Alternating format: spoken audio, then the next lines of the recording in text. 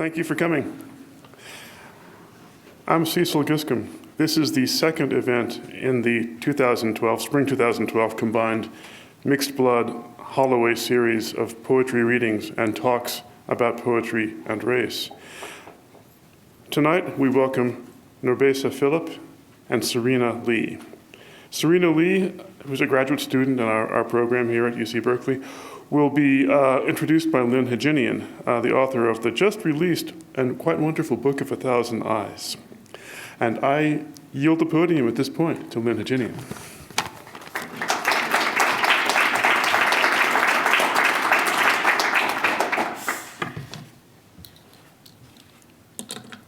Giving this introduction to Serena Lee's work is actually more of an honor and a pleasure to me than having a book published.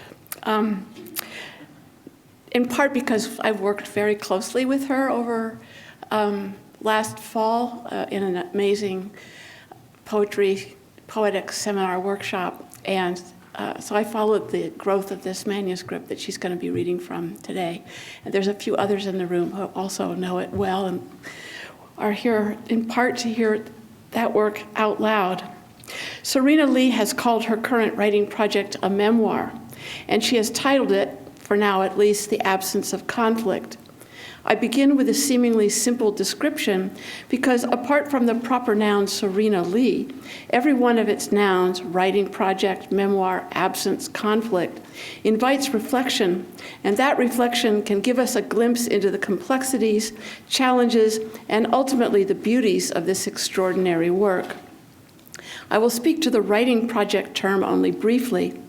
I myself want, in the context of tonight's reading, to avoid categorizing the project except as writing, though I'll have to address Serena's categorization of it as memoir in a minute.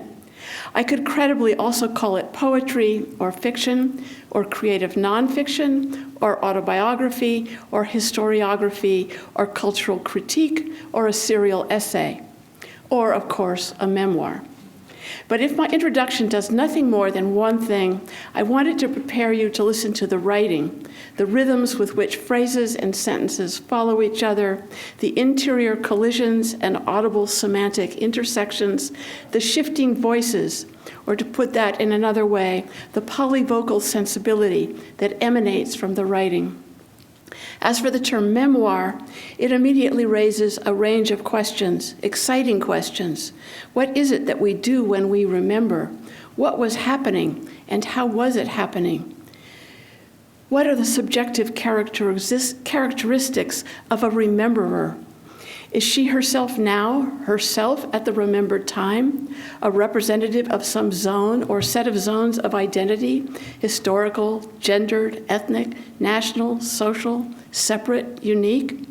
Serena's Absence of Conflict project raises these questions implicitly and stylistically. It unfolds, as remembering does, via a nonlinear series of discrete but related passages, vignettes, quotations, snippets of present-time observation, scraps of conversation, perhaps a few fictions, and definitely a few lines of verse. The result is impressionistic and accretive, and its terrain is that of absence. I would propose that negative space is the real landscape of Serena's Absence of Conflict, and I would propose that it is the medium of continuity for the multiple facets and fragments of her work, the zone of remembering. By negative space, I mean areas between and within and around a thing that aren't the thing itself. I'm looking at Christopher because I've been taking drawing lessons from him, and he has me drawing negative space, including what I'm about to describe, around a thing that aren't the thing itself in our common understanding of it, but are absolutely essential to the shape and function and potentials of that thing. Think of a bicycle wheel. Then look in your mind's eye not at the rim, spokes, and hub, but at the pie slice-like near triangles of space demarcated by the rim, spokes, and hub, and the space resting on the outer surface of the rim, and spread out horizontally all around the bicycle where the wheel touches the ground. In Serena's work, such negative space is spiritual space. It is haunted space. It is a space also, to some extent, for hope, not for a change of what's remembered, but for understanding and alterations to the spaces they inhabited once and might be brought to inhabit now. Which brings me to the last nouns of my initial description, conflict. I hear the title of Serena's memoir in two ways.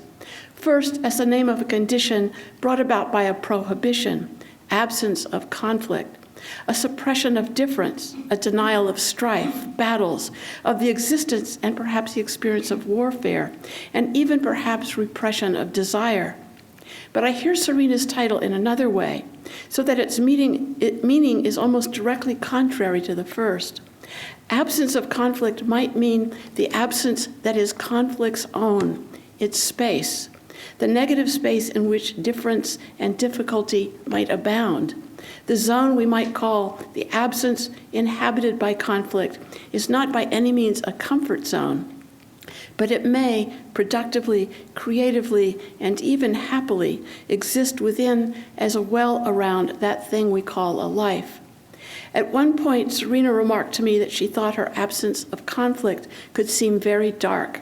Yes, but it is also radiantly full of life, as you will now hear. Serena?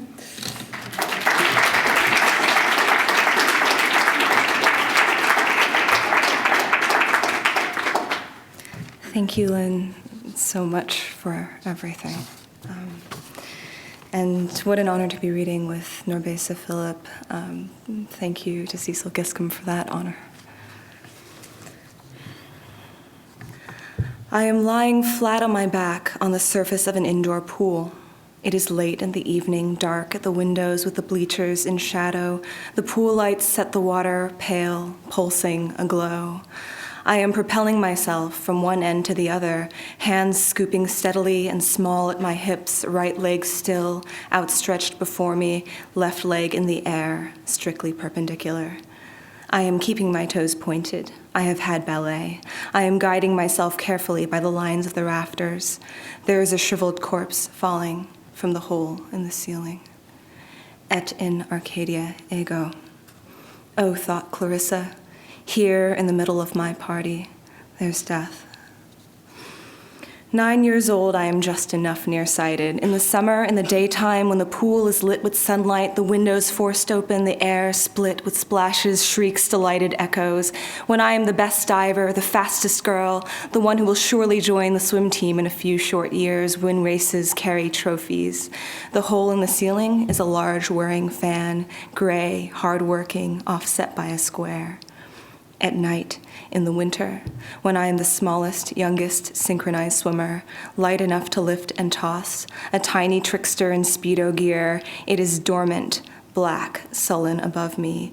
It looks, at a glimpse, like the gaping mouth of a chute or a smokestack, and its skeletal debris comes plummeting toward me, this emaciated man who is naked, near translucent, crumpled in on himself. If my eyes are open, I catch him mid-air, choke and falter and fold in the water. If my eyes are closed, I reach the wall at an angle, knock my head against the concrete at my coach's feet. I tell no one, though the terror overwhelms me. I tell my mother I am tired of swimming. Love is the absence of conflict. This is what my father says. His hand sweeps a horizontal line across the empty space between us, clears a plane which seems to me a dull and concrete gray. I know the heat of that hand, the incessant ruddy warmth of it. It radiates against my forehead like an exorcism and sweeps from gray plains the whole debris of history. I see King Arthur's men in miniature, the white crosses of the Crusades, Roman chariots, gold-gilded, ablaze. I see the rage of revolution beneath the skin of a calloused palm, hear the chink and crumble of millennia in this motion which leaves nothing, which leaves a love that is the tile of our kitchen table. I am eating yogurt, a salad, a sandwich. I am 10, 20, 25, and love is the narrow pillar of wall to the right of the refrigerator where I am matted into a picture frame, where my face, startlingly lucid amid a haze of black caps and gowns, peers back eternally at the ghost of its photographer. The last look love remembers. This is what my father borrows from Shelley.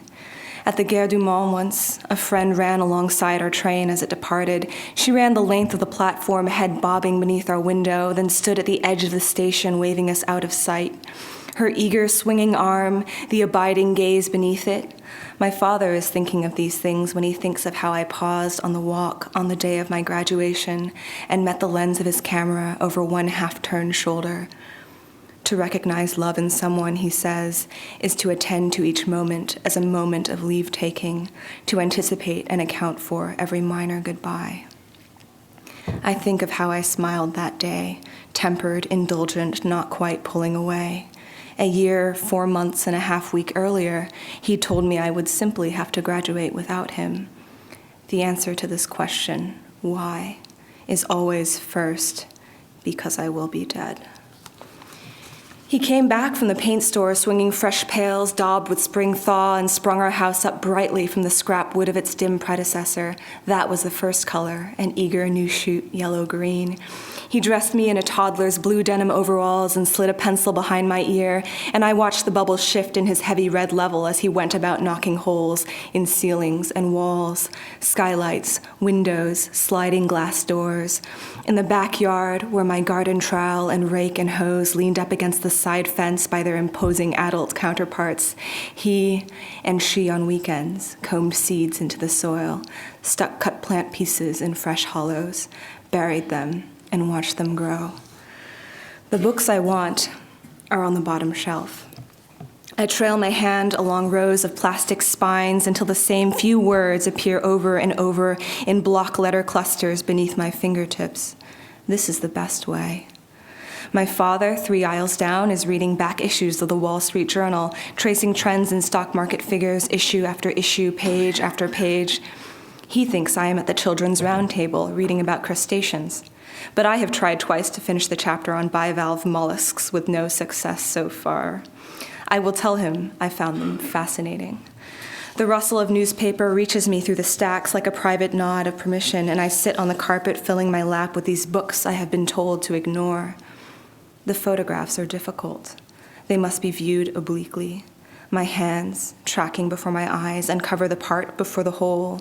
The arms, at first just slim, tangled portions of white on indeterminate gray backgrounds.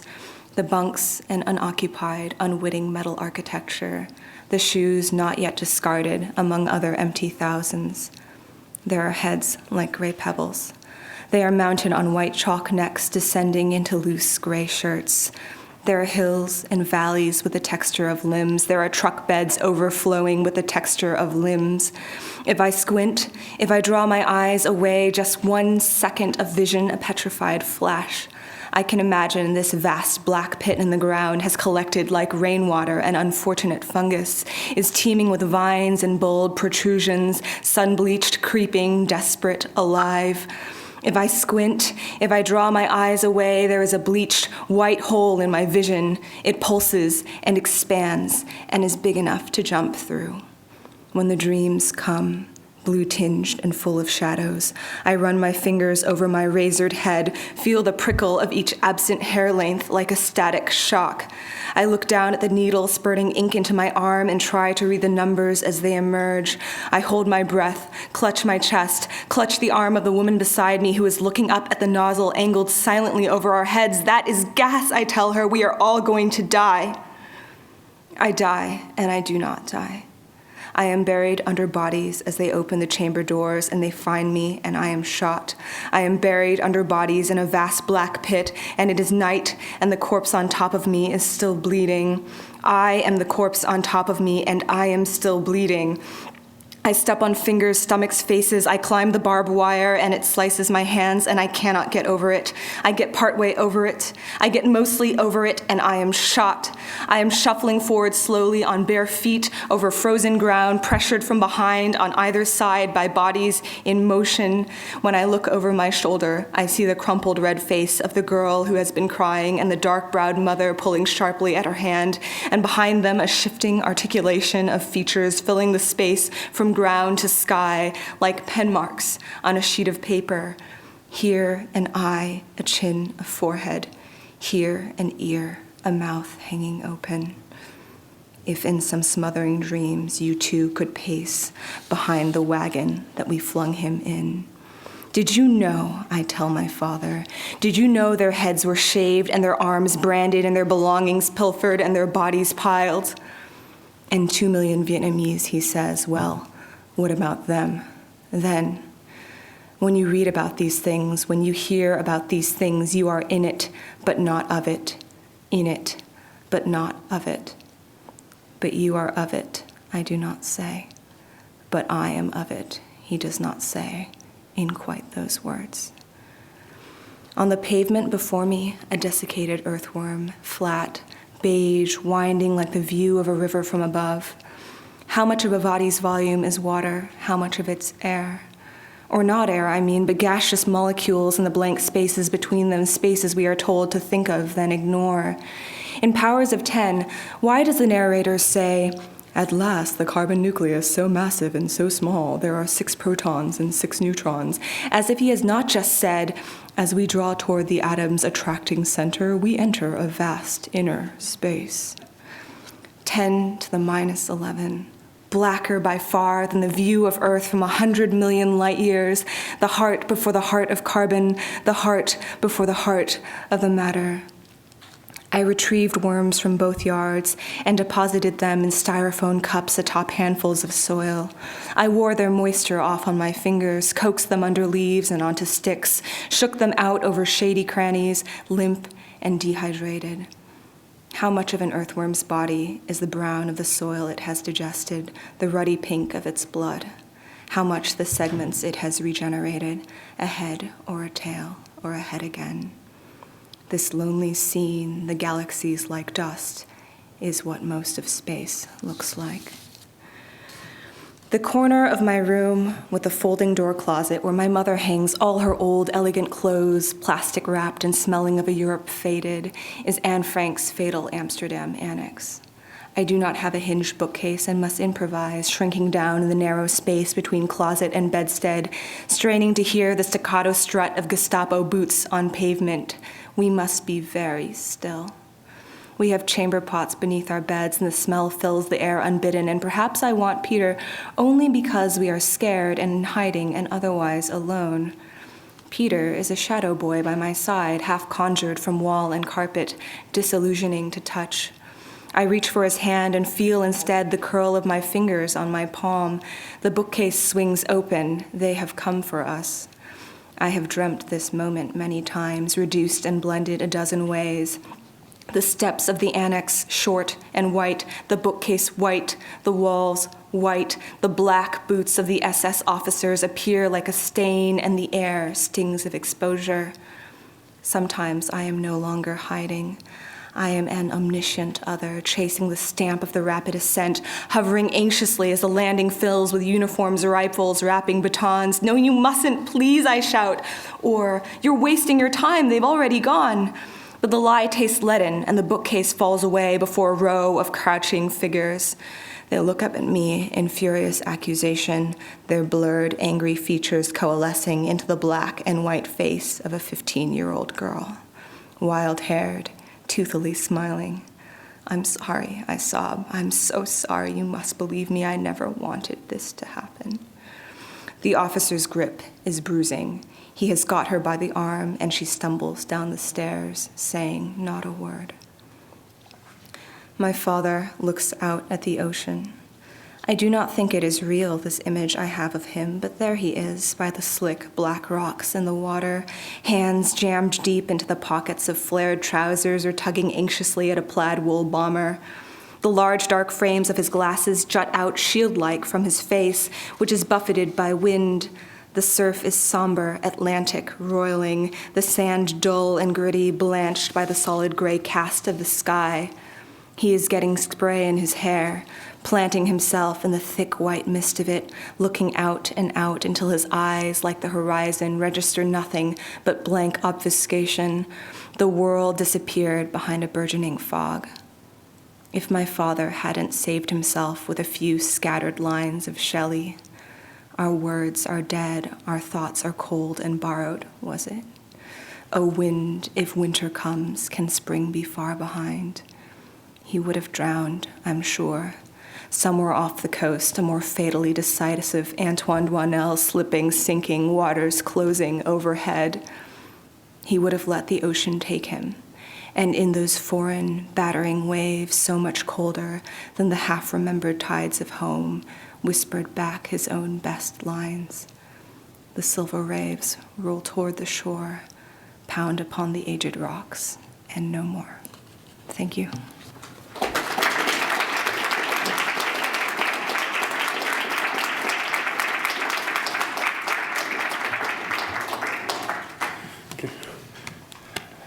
Thank you, Serena Lee. The tradition in the Holloway series is that our visiting writer is to be introduced by a member of our community, a graduate student in the program in English. Christopher Patrick Miller is such a person, and and he's been working with us rather diligently on the Holloway series this year, and will be doing it next year as well. I'm happy to introduce Christopher Patrick Miller, who will introduce NourbeSe Philip.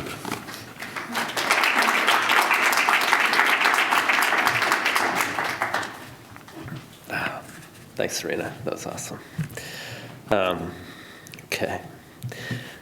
On a Smithsonian collection of calypso music called Calypso at Midnight, if anybody wants to look it up, there's an amazing interview between Alan Lomax and a musician and songwriter from Trinidad named Lord Invader. It's also an amazing name.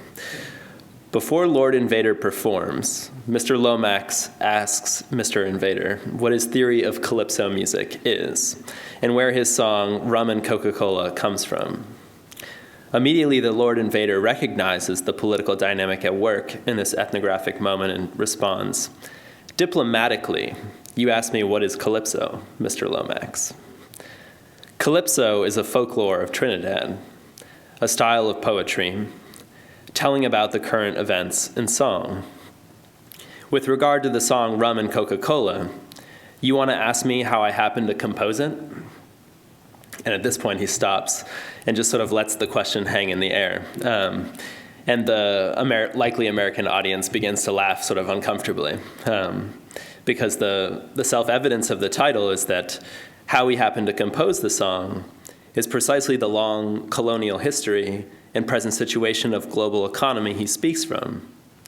Rum chased by Coke is shorthand for the encampment of American GIs in Trinidad, the displacement of a local economy, and the deadly lure of multinational commodities. As a writer who grew up in Trinidad and Tobago and emigrated to Toronto shortly after completing her degree in economics from the University of West Indies, NourbeSe Philip is often called upon, like these calypso singers, to represent the issues of place, race, and post-coloniality from a Caribbean vantage. But as the Lord Invader and NourbeSe remind us, the history they are asked to represent is often right there, sedimented and compounded in the everyday language of these events.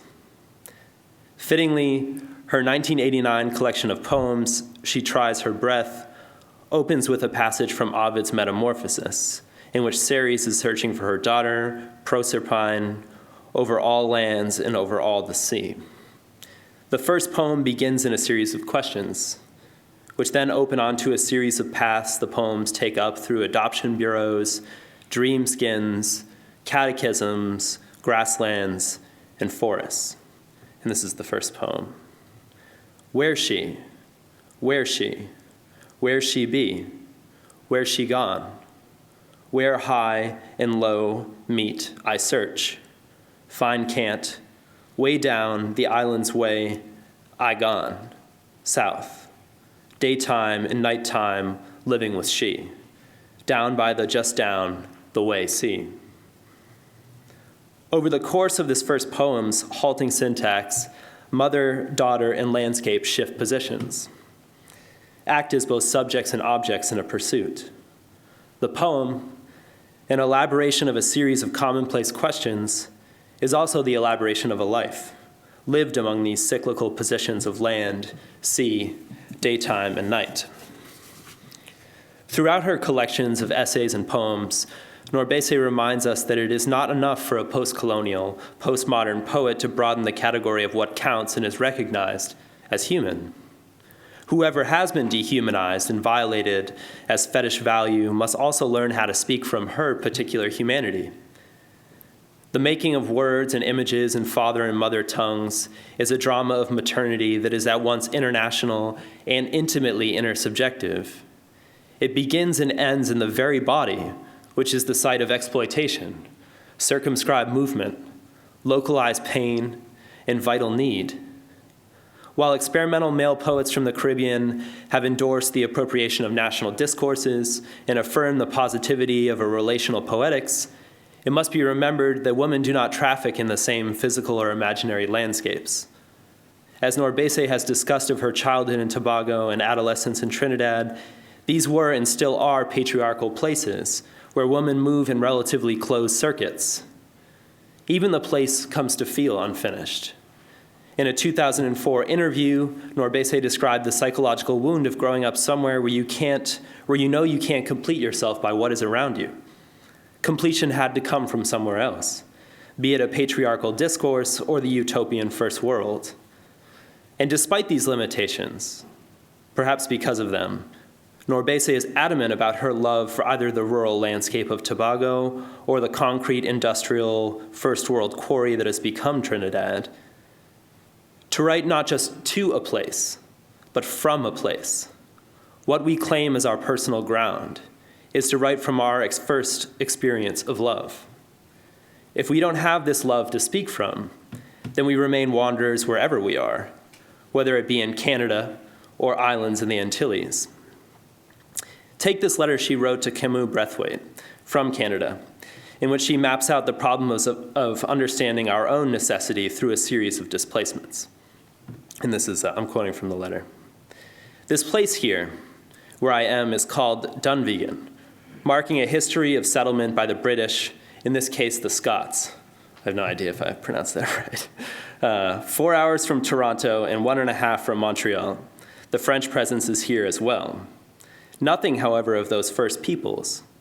As in the case of the Caribbean, where, except for traces in Dominica in the Black Caribs or in Arima in Trinidad, the Aboriginal presence has been disappeared. Their ghosts may, however, be dormant, but still stalk the land. Later in the letter, she interrogates Braithwaite for his attachment to his ancestral home, an archive that he's trying to create for himself and Caribbean artists, focusing her account on the intimate bodily measure of walking. What does any of this have to do with Barbados and cow pasture? You will, as we say, Trinis say, have to hold strain. There are 100 acres here, and as I walk, I think of the Aborigines of Australia, how when they go walkabout, the land tells its stories through them. As they pass through the different landscapes, the songliness creating a web, a cat's cradle of belonging. I walk and think at Dunvegan of those hard-scrabble islands that we call home, pieces of rock where our navel strings bury, islands whose beauty can make you weep, where coconut palm, blue sea, and white sand are the basic recipe for financial success in the business of package tourism. Add the enticements of the black body, cipher of all that is illicit and transgressive, and you're guaranteed to keep them coming back. Year after year after year, decade after decade, as in the case of Jamaica and Barbados. What NourbeSe is so astute at showing in her prose and poetry is how these rocks, which the Caribbean people claim as sacred, are what they stand on, and these ideological accretions of black male virility, spectral communion, and slow island time. For the slaves who were deposited there, who claim it now as their from, maroonage is a state of mind, a physical state, and a history of resistance. A maroon is at once the subject and object of this global process. In this way, NourbeSe can teach us much about not just how we negotiate global place and identity, but how these real and fictive subjects are written through by international law, as is made explicit in her archival work on the 1787 slave ship Zong, and the subsequent legal trial, Gregson versus Gilbert, about the insurance claim of one Captain Luke Collingwood for his failed trip and discarding of slave cargo. NourbeSe came to writing through law. After gaining advanced degrees in law and political science at Western Ontario, NourbeSe practiced law for 7 years in Toronto, a time during which she completed 2 books of poetry. Zong, her 4th book of poems published in 2008, is a physical record of the long series of whiting or blacking out that makes up the background to this calculated drowning of hundreds of human beings, and the myriad acts of violence which come to constitute this administrative rationality of slavery, torture, and expropriation which continues today. Looking at the contorted linguistic clouds and flotsam of terms which make up the pages of Zong, it is as if one is traveling over an illegible body of water, listening for the casualties. In the immense pauses, one is led to imagine all the acts of erasure that have been made to constitute this sparse, vague landscape. We hold to the words as if they would save our lives, rocks to stand on, but know that the voices present are still just the legal shadows of the breath which has been canceled, pain entrusted precariously in the testimony of the other. The triumph of her poetics is that, like Calypso, she can make a folk out of the law. Ladies and gentlemen, join me in welcoming NourbeSe Philip.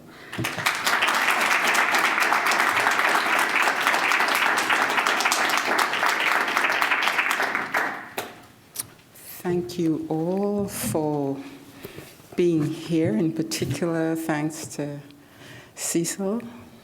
As I mentioned at the lecture, we go back several years, although we only met last year, I think.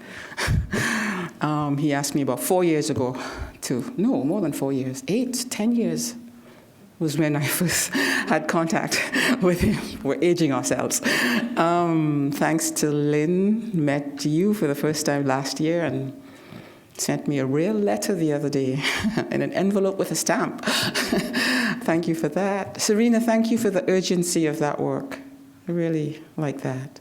And thank you very much for the introduction. I'm going to make a small request. If someone can get me a cup of tea, is that possible? Chamomile, not black, anything that's, I haven't had anything since breakfast, and I'm just feeling a little lightheaded. Okay, thank you very much. What I would like to do in both Serena, and I'm sorry, I've forgotten your name. Christopher, you talk about walking and something you said. What I want to start with is I had something happen in January. I was telling Nadia this morning. There's a ravine that I walk in Toronto. I've been walking there for several years now. There's a history to it. It was going to be paved over for an expressway, and people organized. This is more than 20 years ago. I'll just go right into it. It's called Not Waving but Drowning, and some of you may recognize that line from Stevie Smith. On the second Tuesday of the first month of 2012, I witnessed a man take his own life in one of the ravines of this city. How often someone says to me upon my telling them what happened, "What is the lesson here? What is the lesson you need to learn?" Someone who works in the soul business, I use those words advisedly, says to me, "That is the path of his soul. Don't let it affect you." I know she's attempting to protect me from the horror of it all, but I think not a word of compassion for this life, so brutally and abruptly ended. We live in times when we are made to feel entirely responsible for everything in our lives, even our thoughts. This is the legacy of The Secret and the result of what I call the Oprahfication of society, tightly woven to the attempt to make governments less and less responsible for more and more. especially for those who are on the margins and less fortunate. So if you live in poor housing, it is because of your poor thoughts and not the result of poor government decisions. What did happen that bright, sunny winter day on the bridge, a bridge spanning a ravine? My mind turns to the poet Stevie Smith, who writes, "He was always too far out and drowning, not waving." I thought he was waving. He was not. He was drowning, not exercising as I and others thought. He was preparing to jump. Sneakers tucked into the iron fretwork, jacket, purple, folded and laid on the ground. I had seen him do it from down below. He put one sneaker-shod foot into the railing and bent over to tie the shoelace, or so it seemed to me. Perhaps he was pretending. What is that man doing? This is what I thought as I looked up. Why? What attracted my attention that bright morning? Thinking of instances where people have dropped items over bridges, I moved to the edge of the path. Not waving, not trying to do a handstand. What was I thinking? I was thinking as I walked past him on the other side of the bridge, I was thinking if I had my cell phone with me, I would call the police. He wasn't waving, he was drowning. I thought he was exercising. If I knew he was drowning, not waving, what would I have done? Would I have run up and tried to stop him? I might have shouted, but if he had jumped after that, I would have blamed myself. I tell myself that the police would not have got there in time, even if I had called them. What would I have said? There's a man on the bridge here. He's not waving. He's drowning. He is too far out and not waving, not doing exercises or yoga postures. He is drowning, preparing to jump or fall. What if I had left home earlier that morning? What if I had stayed and had my morning cup of coffee and not set off in a somewhat irritated mood, having just had a testy exchange with a family member? What if I had stayed longer in the store selling Italian products where I bought a lovely round box, all black and white, in which to pack a cake to send to a young family member in Japan? What if? What if I had come upon the yellow police tape later on that day, been forced to turn around, told that I shouldn't or couldn't go any further? What if? What if I could erase the sound of a body hitting the frozen ground from several meters up? What if Newton's apple didn't fall to earth but instead was borne up by angels, as I wish had happened to this man? Who was drowning, not waving, whom I do not know, but whom I will always remember? And the sound of a body hitting the ground. He didn't so much jump as fall over. Out of the corner of my eye, I turn. This is my second time. I see a flash of color. He's gone over the bridge. The only thing remaining, the sound, the thud. How soon after did it come? I don't believe what my eyes record. He is no longer there. Only the thud, and I am running back down the bridge to where he was, drowning, not waving, not exercising. Or perhaps he was practicing the fall, his fall. Because when I first looked back, after passing him, after thinking if I had my cell phone, I would call the police, I saw him lean over the railing, then come back to ground. Was he testing his courage, his fear, his commitment to what? Past him, down at the other end of the bridge, I see another man leaning against the railing. He is doing press-ups against the railing. Are they together? A moment of relief, a respite from anxiety. Perhaps they are together, exercising, not falling or jumping. He didn't so much jump as fall head first to ensure his commitment to that which levels us all. His fall, like Newton's apple, would accelerate due to gravity, a force exerted on an object or body moving downwards as the earth rushes up to meet his weight. Whether he jumped or fell, the sound would have been the same thud, the same moment of looking back, glimpsing, freezing, the flash of his pants. In retrospect, I now see that he was throwing us off. Me and the other two people on that bridge, a man and a woman. What's that man doing was what I said as I came to the top of the stairs that takes you from the ravine to the upper level. These are the stairs people use to exercise, running or walking up and down. You see the underbelly of the bridge as you climb the wooden stairs, the iron struts that hold it up the concrete feet. What's that man doing? I'm breathless as I climb, passing another walker on the stairs. I haven't walked in a while, so I pause at the top to catch my breath. What's that man doing? I speak out loud to myself, to the morning air, to anyone who will hear me. He stands where I first saw him from below, except that he has both feet stuck in the iron railings now. He appears to be doing exercises, every so often turning his head to look at where the only other people are on the bridge. I am there, catching my breath. There is the woman I passed on the stairs, and the other man. He does not answer. He turns away after he hangs a bag on a light pole. It feels as if he is turning his back on me and my question. He is a man, I think, better able to approach another man. Why doesn't he do something? Why doesn't he? Why does he turn away from me and my question? The woman turns around. Is she turning away from the man on the bridge or simply doing what she had intended to do, head back down the stairs? There are 3 of us on the bridge that bright morning, 3 of us and the man who is not waving, although none of us knew. What is that man doing to no one in particular except myself?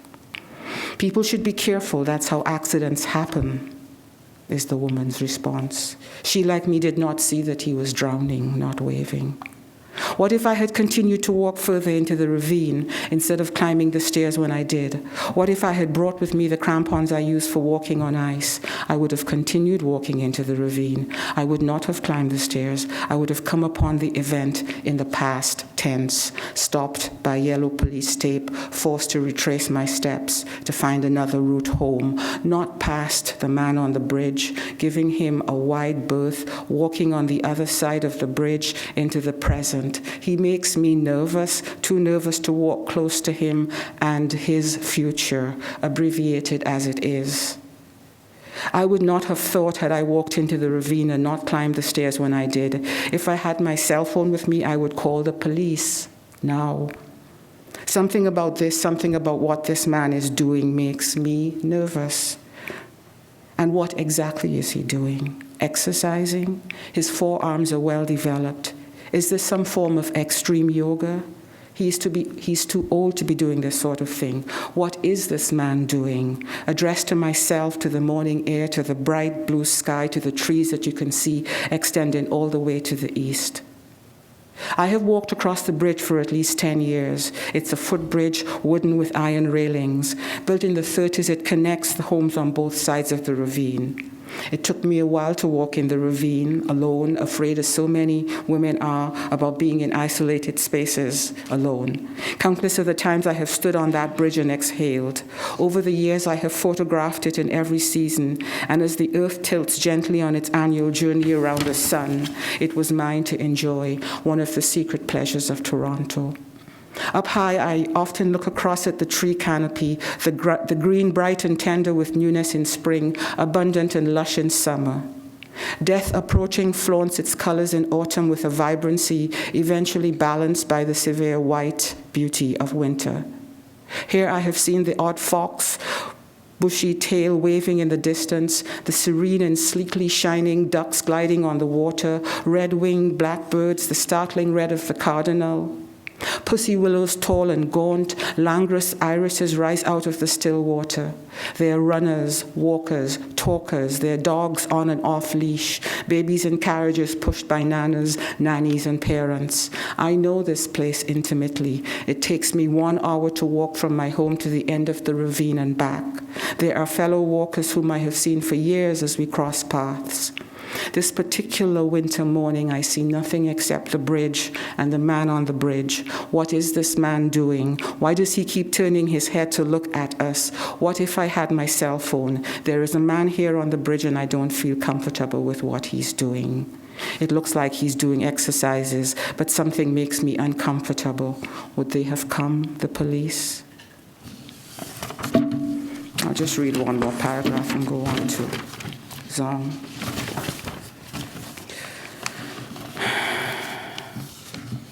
Thank you kindly.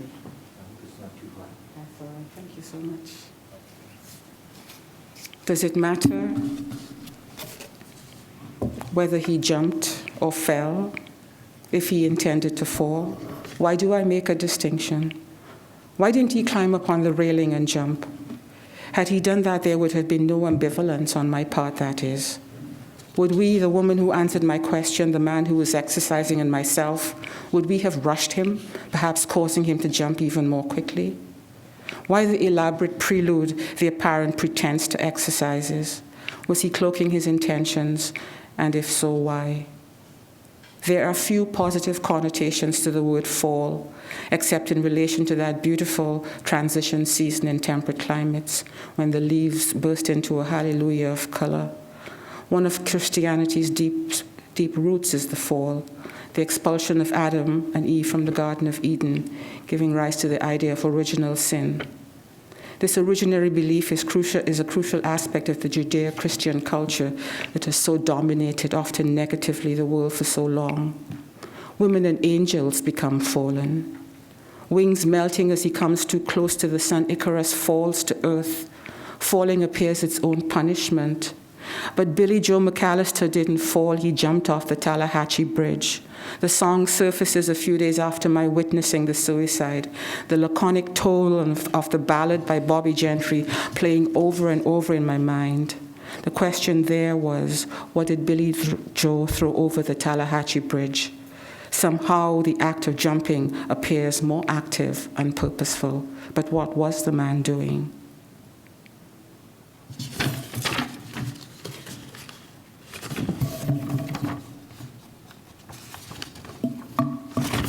It is interesting that Camus, a fellow traveler of the existentialists, which I fancied myself at the age 16, believed the only response to the absurd, which in his estimation represented life without meaning, was living, not suicide, a subject that interested him throughout his life as a writer. I have not thought that there was any particular lesson to be learned from this event. I have been angry, feeling that the act of this stranger had ruined a space that was of inestimable value to me, a place of respite from the unceasing rush of the surrounding city, a space that people use for recreation and exercise and healing, has become a space of violent death. How do I restore that for myself? Can I? Do I even wish to? I think of the earth and how it has had to absorb so much violence and outrage, and yet because of all that we have, we must find respite in her. Thank you. That's a piece that I've been writing to try. I have not been able to go back to the ravine ever since that event. And walking has been such an integral part of my life. And I have noticed that as I write this, I feel maybe there might be a time when I can return to it. The victim services that came said I should go back as quickly as possible. I did go back and take some flowers and lit a candle and so on, but I still haven't been able to walk that path again. So thank you for allowing me to share that with you. I'm going to read from Zong now.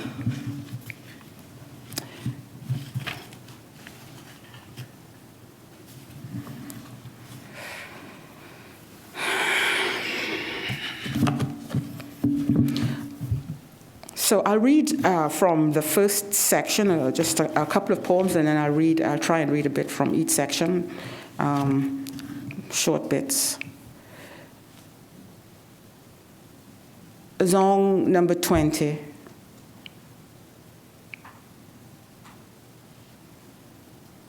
This necessity of loss, this quantity of naught, perils underwriters, insurers, of, the throw in circumstance, the instance in attempt, the attempt in voyage, the may in become, in the between of day, a sea of Negroes drowned, live in the thirst, Oriome, Fasui, Olaifa, Ekua, Bobo, Kobie. For otherwise, the shore of verdict in the want of action, preserve the soon in afterwards, the time in Africa, to Jamaica, now the question falls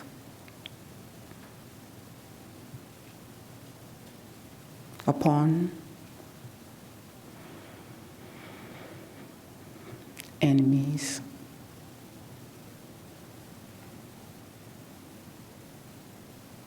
Kusuro, Moleye, Namona, Ufa, Belal.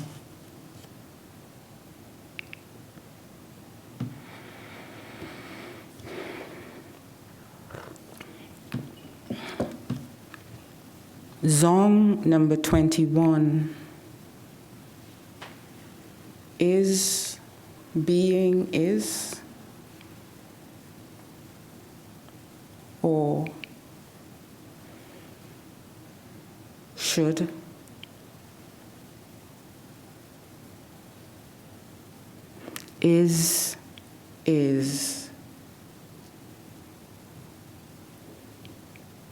is be being or being is was is should be or have been is there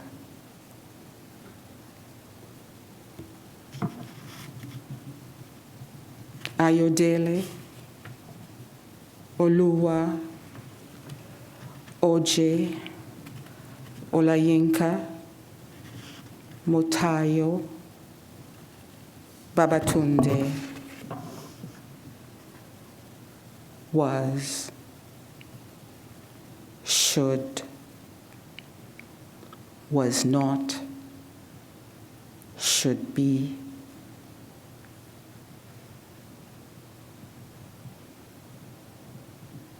or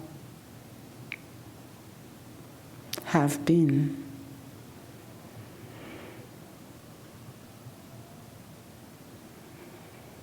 Is there is, or being.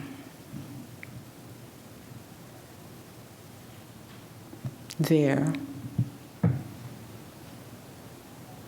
is, was, is,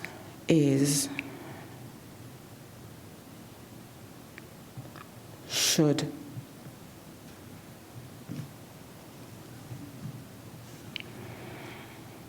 and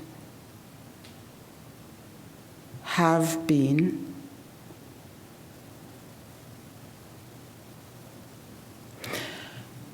there is, was, there, Ogunade, Omotayo, Yewanda, Abibola, Sonube, Abeke. Zong number 26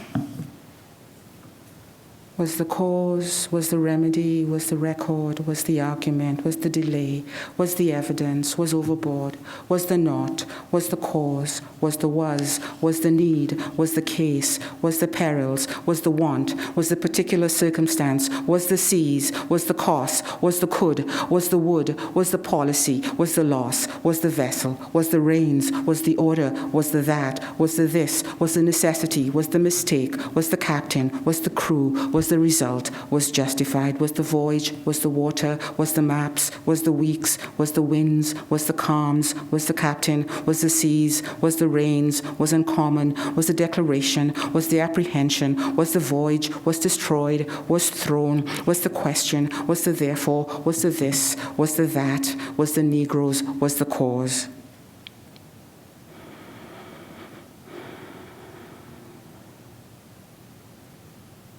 Omolara, Chimaneya, Adekemi, Oke, Mowunmi, Iliola.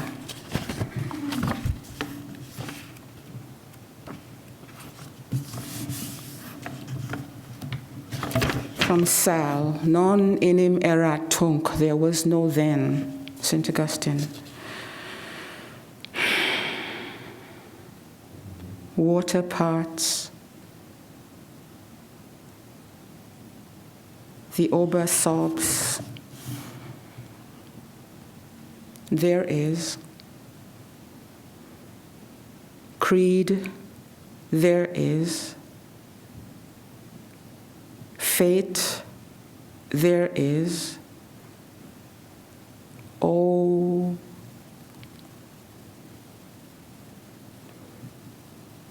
O oracle,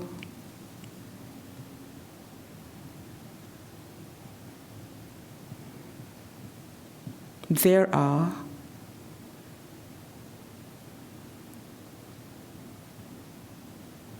O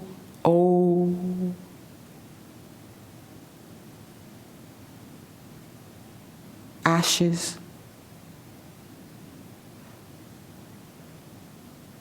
over,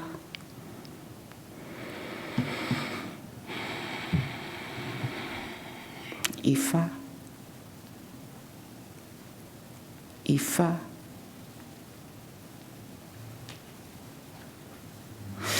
Ifa, I, Fa,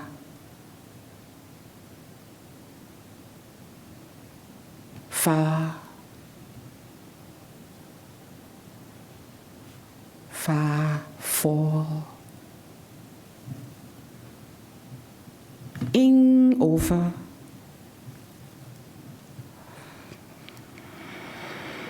and over the crew, touching there, is fate, there is creed, there is oh, the oba sobs, again Ifa, I, far over and over the seven seas, ora this time, aura within, aura, time within, loss. Aura pro, this is but, and O. Ration time, sands, the loss within, how many days, how long, where being is, thirst and thirst, be being she, falls, fortunes over, board, rub, and rob her. Now I lose, count I am, Lord of lost visions, over and over the O, bar sobs, from there to here bring them.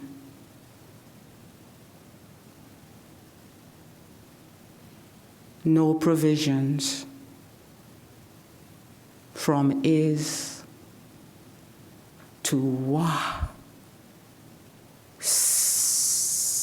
So the seas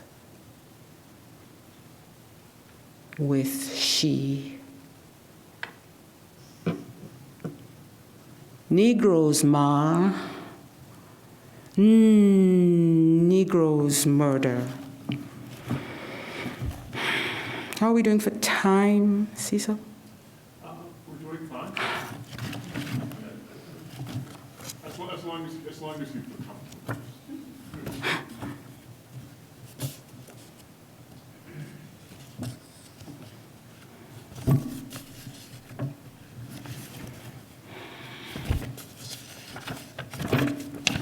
I'm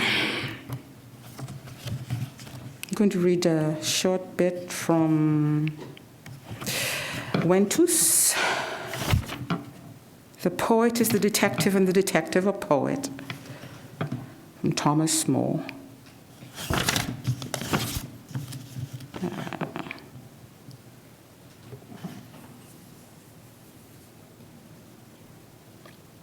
Pass the peas, ignore the please.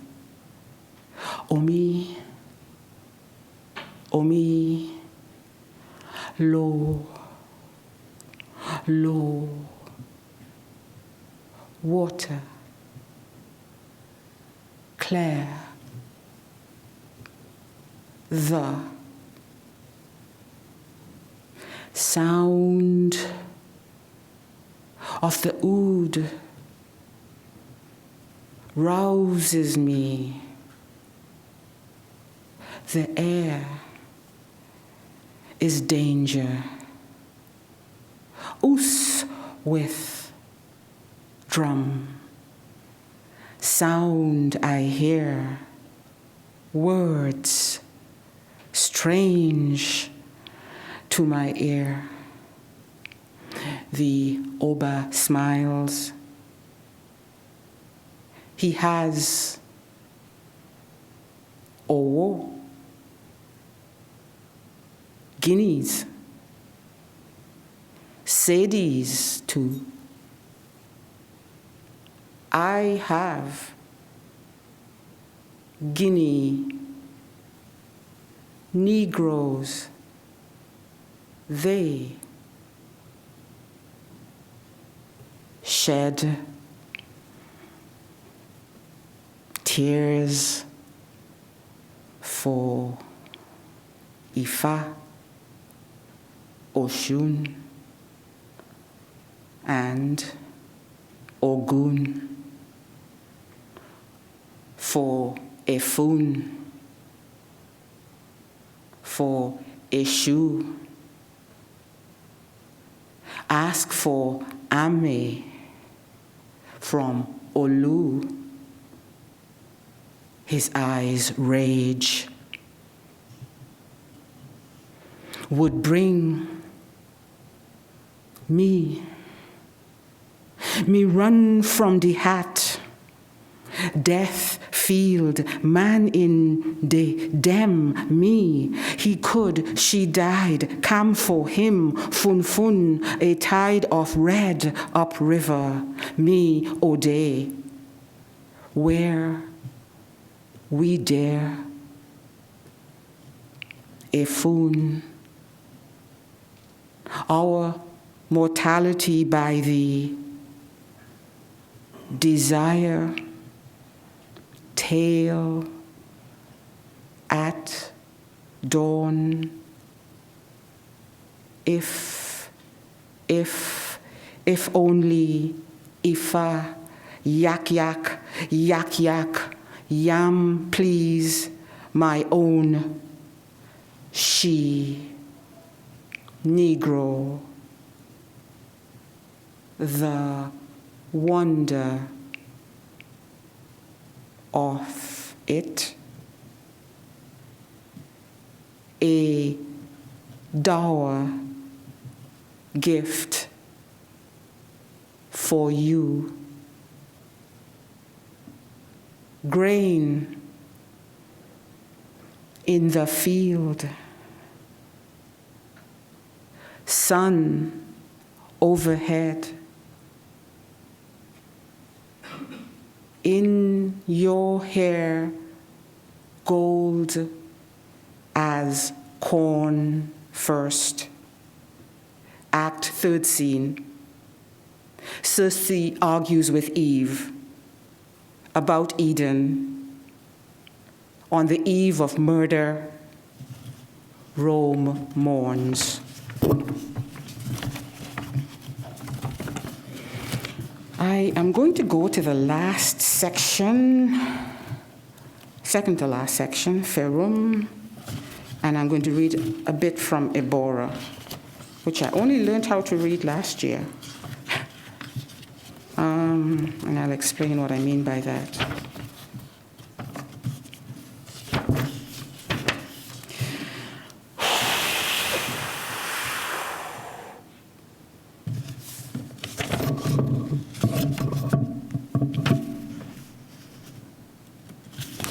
So this is the section where I say that I was getting my revenge on the English language.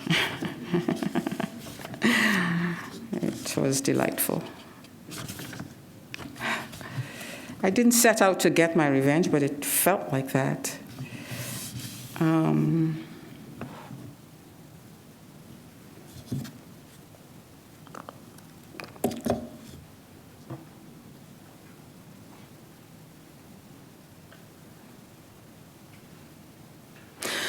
The jib, es the cur, ses the coup, rus us int. Hear own words, the most fu, words in, dagora re, ze matema, te hu cur, said me what? Is this cur? Us that I show. Old be so low, Steve in the aura, cur, ses u, leave sus, to our fat, es adves, pairs we wreck, ite god ver, ses mo fo, all words wa. Do we cray? Ate her bur, at her, at cards he low, her drat, that rat my suit was, heart's hymn. Up there gold, nails in his heart, Anne's fay, et on his hay, at gold though. Runes save the lave in oo, sin why, ooh when the ong so, uns running bet, ween our am, ends and our they Maria's runny sa, from our May, as and culp, as run for yo, life run wa, le run roo, shadow, run ad, run wa, ale and sa. They run for, they live, shade ha, sorti, skinny ildo, a red tog, man, they live.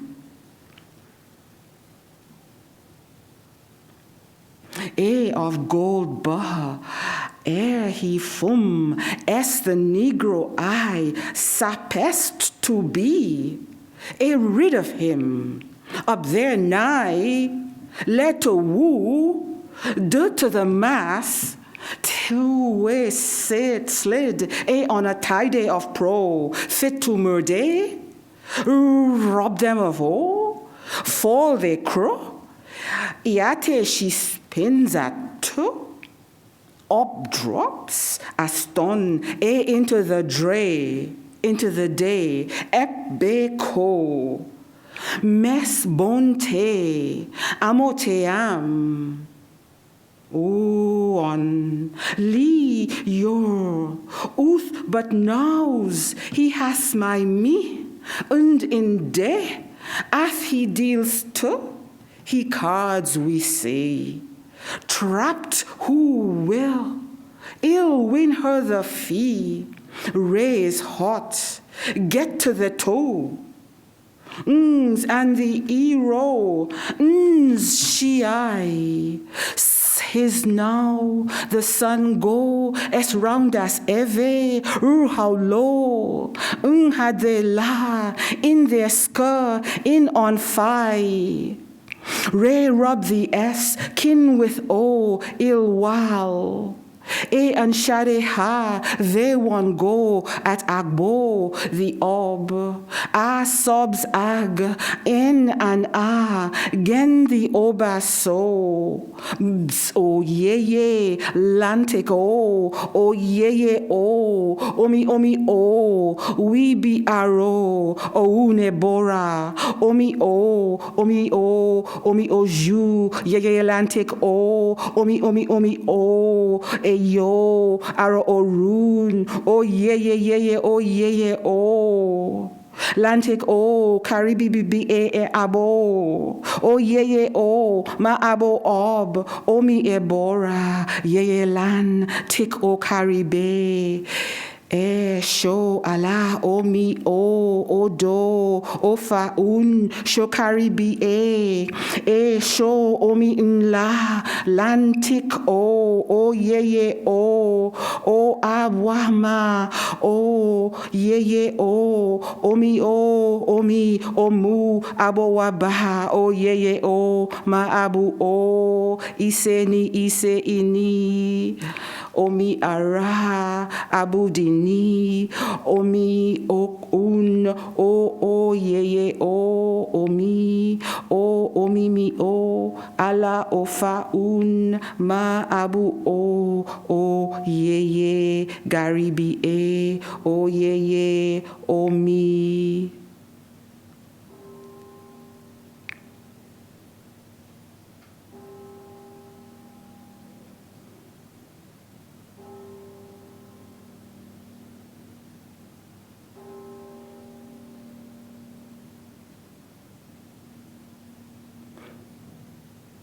Shbo saba boa omi aboa ba o yeye o lantik o omi titu o yeye omi ara orun omi oshun o yeye o omi didun o omi elu ju o omi ashe yeye we be ese akinwa.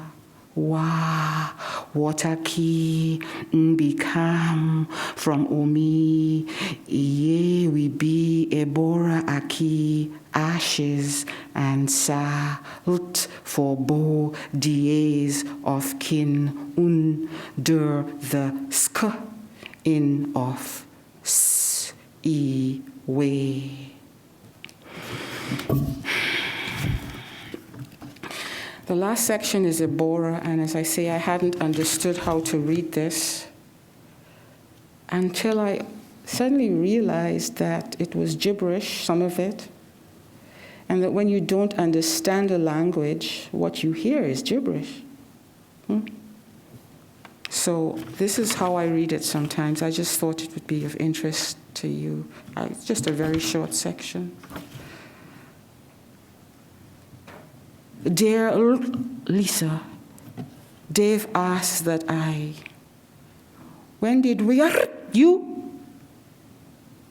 The crone. These words come from his lips. The had said, my hand shapes them. She. In apes of dead. Sing of died, not so loud. They sang, Adrijot. Didn't the bell ring? Actual. Oh, I come from the north. Le song, El song, my ass. The again, land of mist. I would go back. Of hoarfrost, palms will, the time and of sin. Thank you.